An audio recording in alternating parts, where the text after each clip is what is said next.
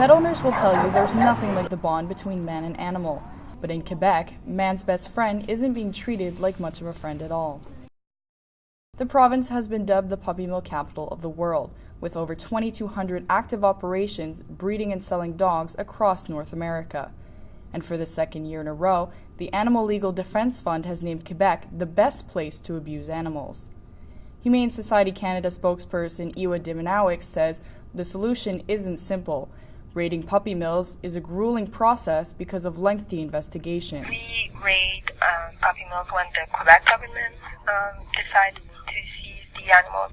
Since 2011, we saved around 700 animals, and that's with 3 raids with the Quebec government.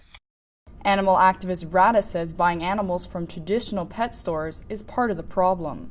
If you're selling the animals, then the puppy mills will continue to strive, of course, because they're making a profit. Because to make a profit and to breed animals, like mass produce them, you're risking their health. The only way to profit, really, breeding is not a profitable industry when done properly. That whole concept where people think that they're saving the life of the puppy that's in the window by bringing them home, you're really not. You're just creating a vicious cycle where you're feeding into the industry. But animal abuse doesn't only happen in mass operations, it also hits close to home.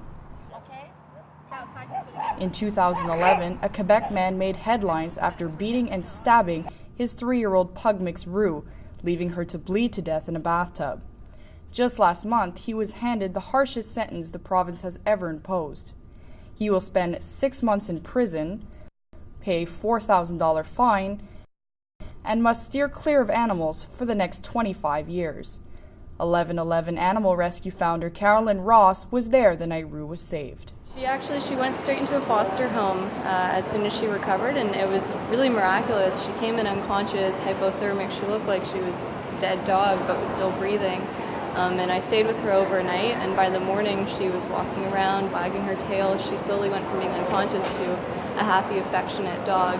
She's been in a happy home all year. It's taken a year for us to get this justice for her. Although Quebec tightened its animal protection laws last June, obtaining the power to increase fines, close abusive kennels, and review euthanasia standards, animal welfare organizations insist the progress isn't good enough. Animal activists will now have to wait to see if the province has the ability to apply the laws and commit to the financial investment needed to bring the province up to par with the rest of Canada. For Concordia News, I'm Jamie Lee Gordon.